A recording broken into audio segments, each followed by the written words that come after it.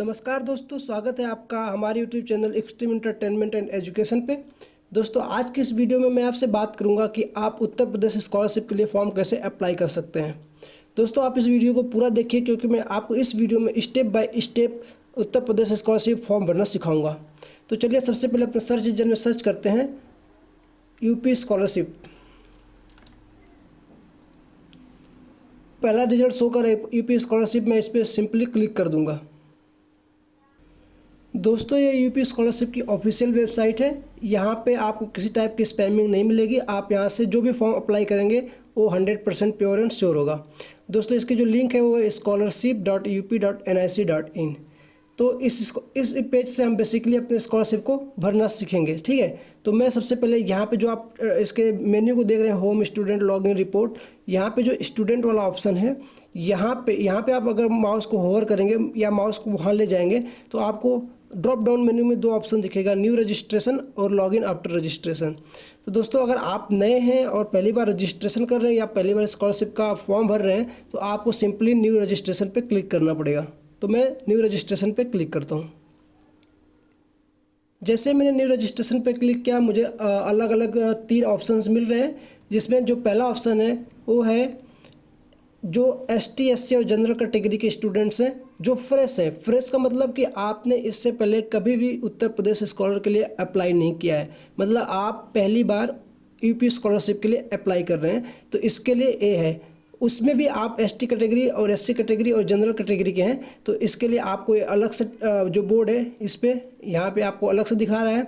इसके बाद OBC का जो है वो अलग से दिया हुआ है, और अल्पसंख्यक मतलब कि माइनॉरिटी कैटेगरी के जो लोग हैं उनका अलग से डैशबोर्ड दिखा रहा है।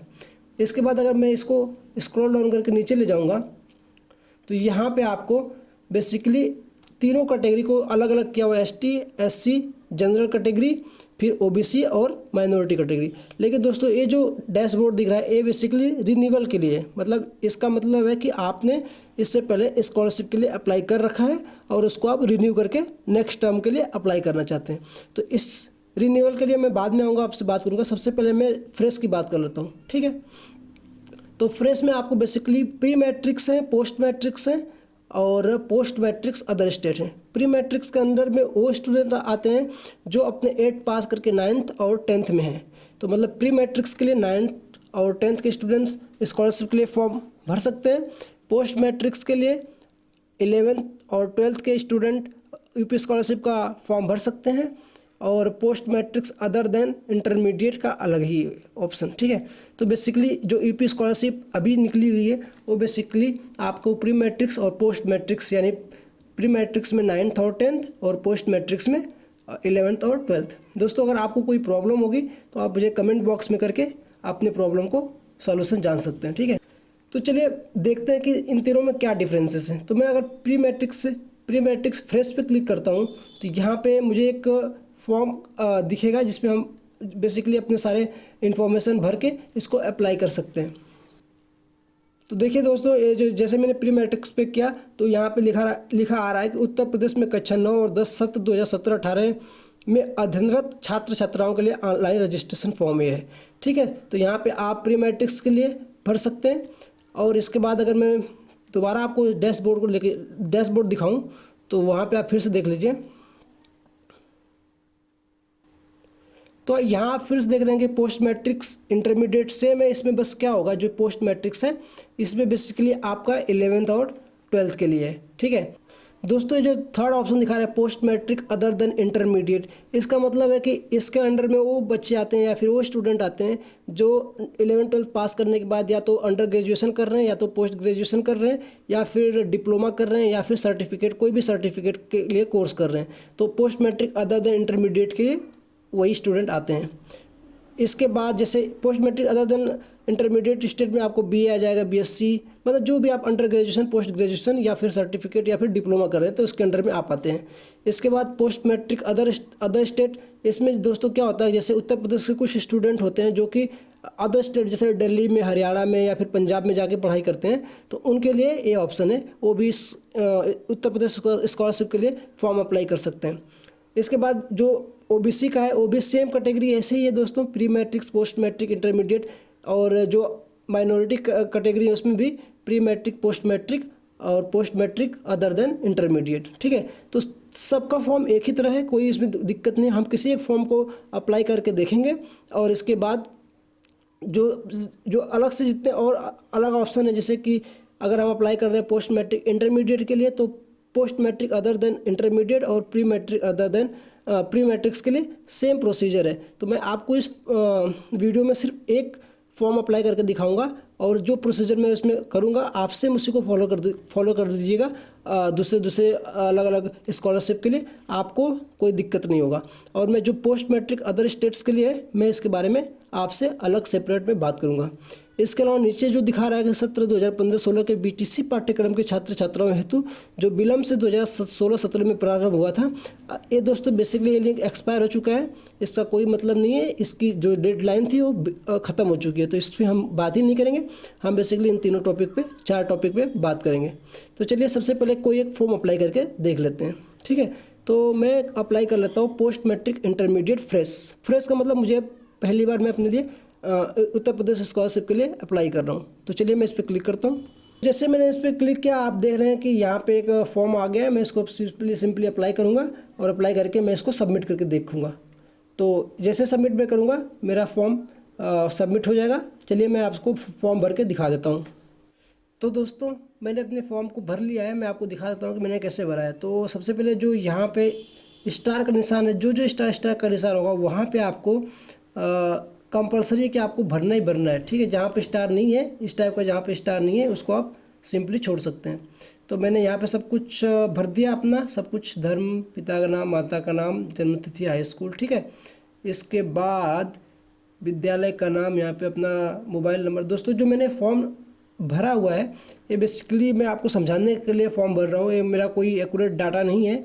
आप इस पर मतलब मैं आपको समझाने के लिए सब बस एज एजम्पशन करके भर रहा हूँ। तो आप बस आपको मैं समझा रहा हूँ, आप इस हिसाब से अपने फॉर्म को अप्लाई कर सकते हैं। यहाँ पे जो सबसे इम्पोर्टेंट है, जो समझने वाली चीज़ है, जो दोस्तों ये पासवर्ड है ना, पासवर्ड को आप बड़े ध्यान से भरें क्योंकि इसमें एक कैपिटल लेटर चाहिए, इसके बाद कुछ डिजिट चाहिए, जैसा कि नीचे यहाँ नोट में दिया वो आप देख सकते हैं। एक कैपिटल लेटर होना चाहिए, इसके बाद कुछ डिजिट्स होने चाहिए, इसके बाद some special character like @ hash star, इस टाइप से सिंबल होना चाहिए। तो मैंने जो अपना पासवर्ड डाला है उसमें एक कैपिटल लेटर डाला है, फिर अपना नाम डाला है, फिर 007 डाला हुआ है, इसके बाद स्टार और हैज़ डाला हुआ है। तो आप भी ऐसे ही कर सकते हैं। इसके बाद जैसे पासवर्ड मैंने कंफर्म किया, पासवर्ड अपना क्रिएट किया, इसके बाद मैं सबमिट पे क्लिक कर दूंगा।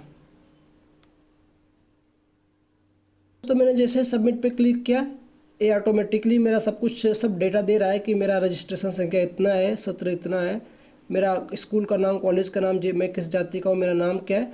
सब दोस्तों ये फेक डाटा है, मैंने कोई भी इसमें रियल चीज़ नहीं डाली हुई है, आपको बस समझाने के लिए मैंने ये सब किया है। ठीक है, ये सब मेरा हो गया। ठीक है, तो आपको अपना या तो इसको प्रिंट करा के रख लीजिए या फिर सिंपली आपका जो ऊपर का ये जो है ना रजिस्ट्रेशन संख्या, आप इसको नोट कर लीजिए अच्छी तरह से क्योंकि हर जगह इसी का यूज़ होने वाला है। तो चलिए मैं अब आपको आगे बताता हूँ कि आपको करना क्या है। उससे पहले मैं बता दूँ कि मैंने इसको इंटरमीडिएट के लिए भरा था, इसी तरह आप अपना प्री मैट्रिक्स के लिए भी भर सकते हैं या फिर आप अदर देन इंटरमीडिएट के लिए भी भर सकते हैं, मतलब BA BSc के लिए भी आप भर सकते हैं। तो सबके लिए सेम फॉर्म है, आप सिंपली इसी रूल को फॉलो कीजिए और आप सारे के सारे फॉर्म अप्लाई कर सकते हैं। ठीक है दोस्तों, तो ये तो हो गई फॉर्म कैसे अप्लाई कर सकते हैं। इसके बाद जो और फॉर्म बच रहे हैं मैं उसको एक बार आपको फिर से समझा दे रहा हूँ, जो कि अदर स्टेट्स के लिए। बेसिकली आप अगर उत्तर प्रदेश से बाहर पढ़ाई कर रहे हैं तो उसके लिए हम कैसे फॉर्म अप्लाई करेंगे, मैं आपको एक बार उसको भी शो करके दिखा देता हूँ कि कैसे उसको अप्लाई करना है। इसके बाद मैं आगे का प्रोसीजर बताता हूँ कि जैसे ही आप फॉर्म अप्लाई कर लेते हो, कोई आपको रजिस्ट्रेशन संख्या मिल जाती है तो आपको आगे क्या करना है। तो सबसे पहले मैं आपको ये बता दूं कि पोस्ट मैट्रिक्स अदर स्टेट्स के लिए कैसे करना है। बाकी जो ऊपर है प्री मैट्रिक्स, पोस्ट मैट्रिक और post matric other than intermediate, इसके फॉर्म को अप्लाई करना वैसे ही था जैसे मैंने पहले आपको पोस्ट मैट्रिक इंटरमीडिएट के लिए बताया था। तो अब मैं आपको बताऊंगा कि पोस्ट मैट्रिक अदर स्टेट्स के लिए कैसे आप form UP scholarship form apply कर सकते हैं। तो चलिए मैं आपको बताता दिखा देता हूँ। तो दोस्तों जैसे मैंने इस पर क्लिक किया तो यहाँ पे आप देख रहे हो कि जिला जहाँ का छात्र या छात्रा निवासी है, तो मैं यहाँ पे जहाँ का निवासी उसको सेलेक्ट कर लेता हूँ कि मैं आजमगढ़ का। ठीक है, तो मैं आजमगढ़ का हूँ।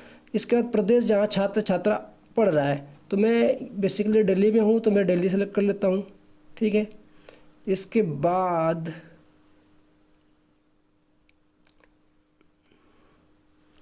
यहाँ पे पूछ रहा है कि ज़िला, मतलब आप दिल्ली में कहाँ पढ़ रहे हो। तो दोस्तों यहाँ ज़िला जहाँ पे छात्र या छात्रा अध्ययनरत है, तो यहाँ पे मैंने न्यू दिल्ली सेलेक्ट किया। यहाँ पे फिर शिक्षण संस्था सेलेक्ट करना है कि शिक्षण संस्था में क्या पढ़ता हूँ, तो मैं यहाँ पे रामानुजन कॉलेज को सेलेक्ट कर लेता हूँ। ठीक है, इसके बाद इसको सेलेक्ट करने के बाद आपको कुछ करना नहीं है, यहाँ पे अपना जाति, धर्म, बाकी सब जो सिंपल था एज इट इज़ भर देना। मतलब बेसिकली आपको जो ध्यान देने वाली चीज़ है वो बेसिकली आपका ज़िला जहाँ से आप हो, इसके बाद आपका प्रदेश जहाँ पे आप पढ़ रहे हो, फिर आपका जो डिस्ट्रिक्ट है जहाँ पे आप पढ़ाई कर रहे हो उस डिस्ट्रिक्ट में पढ़ाई कर रहे हो, और उसका शिक्षण संस्थान। बस 4 चीज़ पे फोकस करना है। इसके बाद जो नीचे का जो फॉर्म है वो एज इट इज़ था, जैसे मैंने पहले आपको बता चुका हूँ। इसके बाद सब कुछ भरने के बाद, फिलअप करने के बाद आपको बेसिकली यहाँ पे सबमिट कर देना होगा, और आपको भी एक यूज़र आईडी या फिर एक रजिस्ट्रेशन आईडी आपको मिल जाएगी। तो इसमें बस आपको ऊपर के जो 4 ऑप्शन थे इसी पे ध्यान देने की ज़रूरत है, बाकी सब आसानी था। तो चलिए मैं अब आपको आगे का प्रोसीजर बताता हूँ कि जैसे आपको एक रजिस्ट्रेशन आईडी मिल जाती है या फिर आप एक बार रजिस्टर कर लेते हो तो आपको नेक्स्ट क्या करना है। तो उसके लिए दोस्तों आपको कुछ करना नहीं। फिर स्टूडेंट न्यू रजिस्ट्रेशन मैंने कर लिया है, आप प्री मैट्रिक, पोस्ट मैट्रिक या फिर इंटरमीडिएट के लिए कर सकते हैं। तो मैंने ऑलरेडी कर लिया एक रजिस्ट्रेशन, जैसा कि मैंने पहले आपको दिखा दिया हूँ। इसके बाद जब मैंने रजिस्ट्रेशन कर दिया तो फिर मैं लॉगिन पे क्लिक करता हूँ। फिर मैंने जैसे लॉगिन पे क्लिक किया तो आवेदन का प्रकार पूछ रहा है नवीन, जैसे मैंने फ्रेश किया था इसलिए, और रिन्यूअल, तो मुझे बेसिकली फ्रेश अप्लाई करना है तो मैं फ्रेश पे क्लिक करूँगा। इसके बाद पाठ्यक्रम का प्रकार प्री मैट्रिक्स, पोस्ट मैट्रिक्स या फिर बीटीसी, तो मुझे करना है पोस्ट मैट्रिक्स। आप अपने हिसाब से चूज कर लीजिए आपको क्या किसके लिए अप्लाई करना है। इसके बाद यहाँ पर रजिस्ट्रेशन संख्या भरे, जो कि मुझे रजिस्ट्रेशन संख्या ऑलरेडी मिल चुकी है। आप भी अपनी रजिस्ट्रेशन संख्या को अच्छी तरह से नोट कर लीजिएगा, क्योंकि इसी से आगे आप प्रोसीड कर पाएंगे। तो मैं अपनी रजिस्ट्रेशन संख्या को यहाँ पे भर देता हूँ। इसके बाद जन्म तिथि भरिए, यहाँ पे जो आपने जन्म तिथि भरी हुई है अपना, और जो ये फॉर्मेट दिखा रहा है यहाँ पे, जो इस फॉर्मेट में भरिएगा। पहले डेट, फिर स्लैश, फिर आपका जो मंथ है, फिर आपकी जो ईयर है। इसके बाद आपका जो पासवर्ड, जो आपने पासवर्ड बना रखा था उसको भरना है। तो मैं अपने केस में अपना पासवर्ड डाल देता हूँ। जो कैप्चा दिखा रहा है, इसको कैप्चा को आप एज इट इज़ भर दीजिए जैसा ये दिखा रहा है। सब कुछ भरने के बाद आपको बेसिकली सबमिट पे क्लिक कर देना है। पे क्लिक करके आपका फॉर्म सबमिट हो जाएगा। दोस्तों आपका फॉर्म अप्लाई हो जाएगा तो आपको एक वेरिफिकेशन मैसेज आ जाएगा, या तो आपके रजिस्टर मोबाइल नंबर पे या फिर आपके ईमेल आईडी पे।